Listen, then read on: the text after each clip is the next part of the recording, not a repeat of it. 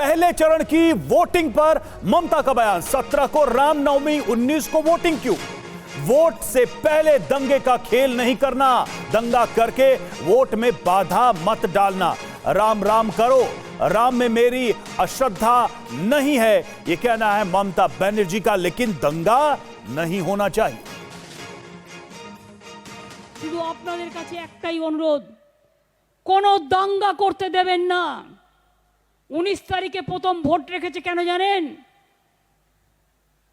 অন্নপূর্ণা পূজা আছে 15 তারিখ, আমরা সবাই করি যে পারে।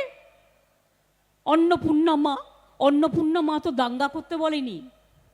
16 তারিখে অষ্টমী আর রামনবমী, ওটাকে রামনবমী বলে, রামনবমী বলি, সেটা হচ্ছে 17 তারিখে। ভোটের আগে দাঙ্গা বাঁধানোর খেলা, তারপরে রাম রাম করে।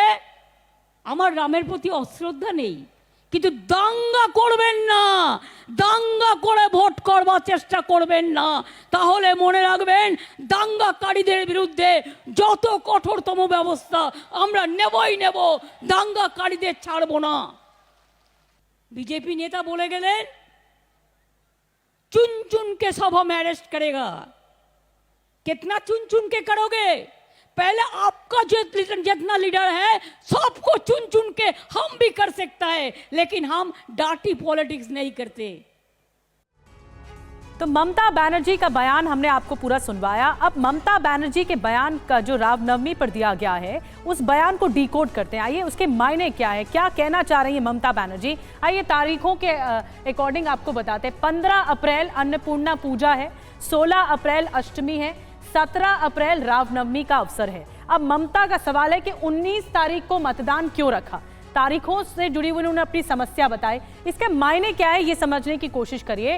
क्या ममता को वोटिंग से पहले हिंसा का डर है, इसीलिए सार्वजनिक मंच पर यह कहा गया कि 19 को क्यों है मतदान? और क्या इस बात का डर या ध्रुवीकरण का संदेह है, उनको डाउट है? ये ममता बनर्जी के बयान में सवाल उठ रहे हैं सामने।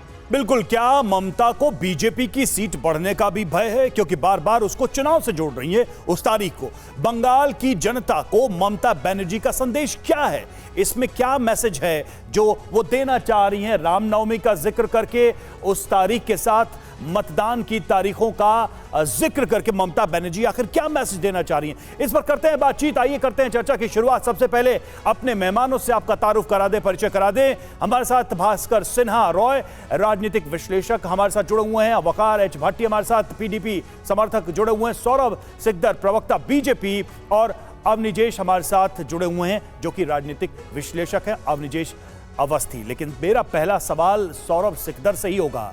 सौरभ, क्या डिकोड किया आपने? ममता बनर्जी का बयान हमने आपको सुनाया, वो तारीखों का जिक्र कर रही हैं, रामनवमी का जिक्र कर रही हैं और साथ में दंगे की भी बात कह रही हैं। क्या बीजेपी ने रिसीव किया इससे, और बीजेपी की प्रतिक्रिया क्या है? देखिए, ममता बनर्जी जी को इतने घबराए हुए, इतने बौखलाए हुए हमने कभी नहीं देखा है। देखिए, रामनवमी जो है, रामनवमी बंगाल में आज से नहीं पालन किया जा रहा है। हम लोग इस टाइम पे वासंती पूजा करता है, जैसे ममता दीदी ने बोला माँ अन्नपूर्णा का पूजा करते हैं। माँ विभिन्न रूप से इस नवरात्रि में बंगाल में पूजे जाते हैं। और आप लोगों को याद दिला दूं, पिछले बार इसी रामनवमी का जब जुलूस निकला था, तब तो कोई चुनाव नहीं था। ये जुलूस के ऊपर आक्रमण किया गया था, दंगा किया गया था। बाद में एनआईए ने जब अरेस्ट किया, लोकल पुलिस उसमें कोई एक्शन नहीं लिया। एनआईए ने जब अरेस्ट किया, सारे टीएमसी का समर्थक निकले। तो इसीलिए ये जो ध्रुवीकरण का राजनीति ममता बनर्जी जी करना चाह रहा है, इसमें उसका घबराहट स्पष्ट हो रहा है। यही ममता बनर्जी जी बार बार बोलते हैं दंगा नहीं करने देंगे। वही ममता बनर्जी जी वही एक विशेष एरिया में जाके बोलते हैं जो गाय दूध देता है मैं उसका लात खाने के लिए तैयार हूं। उसका एक मंत्री बोलता है कि हम मिनी पाकिस्तान बना देंगे कलकत्ता को।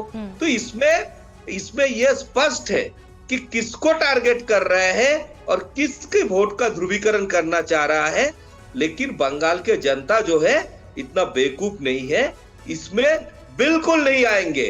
दूसरी बात है, कोई भी शुभ काम शुभ काम जब करते हैं तो अच्छी तिथि में करते हैं। तो रामनवमी के बाद जो मतदान का पहला चरण होने जा रहा है, तो राम जी के आशीर्वाद लेके बंगाल के जनता वोट करेंगे और इस तृणमूल को खदेड़ देंगे बंगाल से। बड़ी बात आप कह रहे हैं सौरभ, लेकिन अब भास्कर सिन्हा रॉय हमारे साथ हैं राजनीतिक विश्लेषक के तौर पर।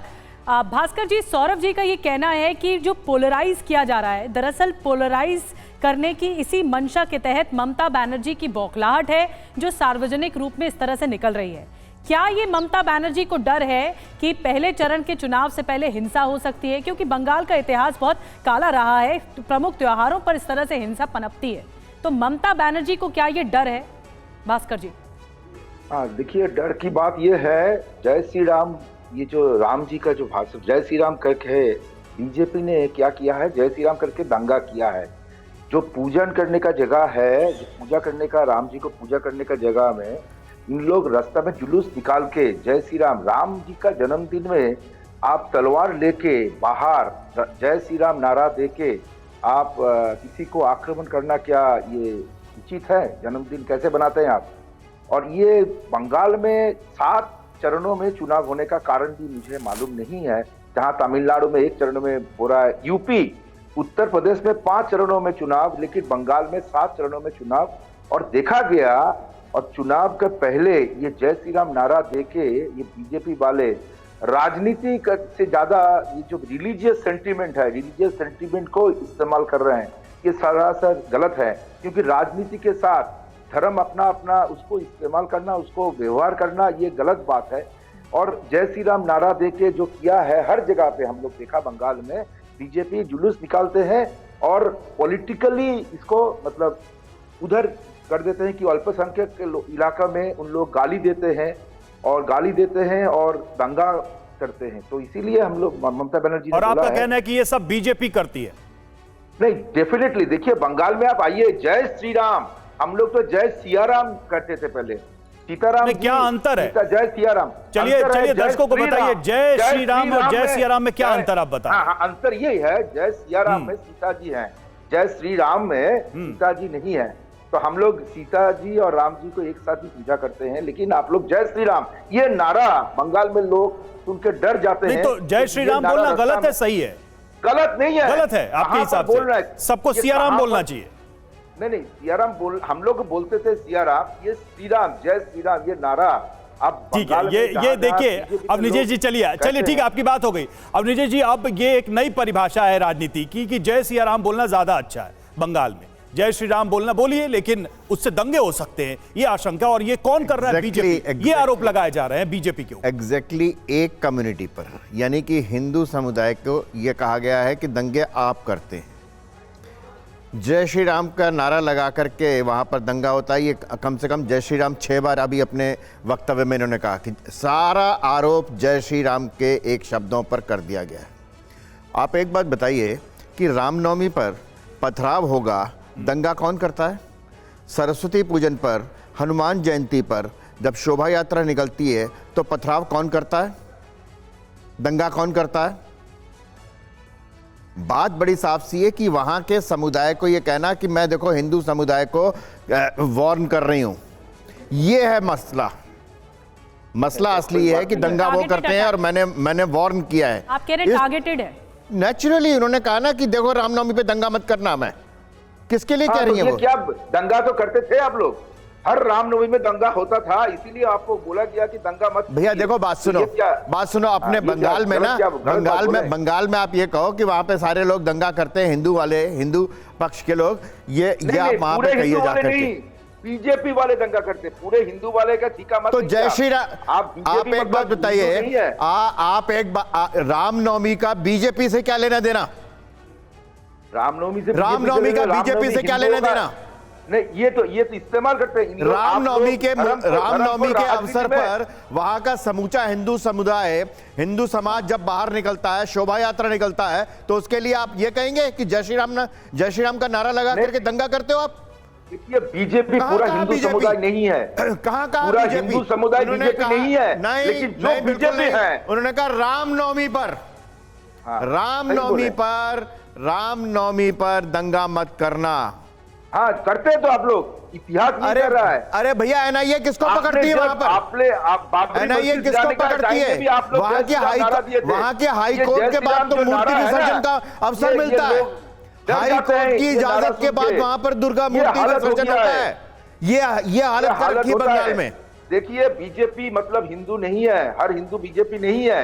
और जय श्री राम ये नारा ऐसे आप लोग इस्तेमाल किया है, लोग डर जाते हैं।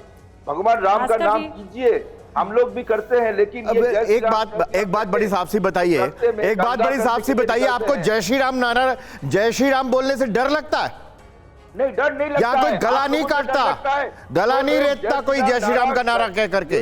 नहीं, जय श्री राम नारा ऊपर से पत्थरबाजी आती है, नहीं, घरों के पत्थरों, घरों की छतों पर पत्थर क्यों इकट्ठे किए जाते हैं? घरों की छतों पर पत्थर क्यों इकट्ठे किए जाते हैं, ये बताइए। लेकिन हम कहते हैं लेकिन अवनीश जी और भास्कर जी, एक मूल बात यहाँ पर ये है, एक अल्पसंख्यक को आपने चुनाव में खड़ा नहीं किया, आपने हिंदू लोगों को ही खड़ा किया है। ठीक है, मैं माफी के साथ आपको रोक रही हूँ। मूल बात यह है कि कोई भी नहीं चाहेगा, चाहे वो टीएमसी भी नहीं चाहेगी, वो बीजेपी भी नहीं चाहेगी कि पश्चिम बंगाल का माहौल बिगड़े और हिंसा की तरफ आगे बढ़े या दंगे की तरफ आगे बढ़े।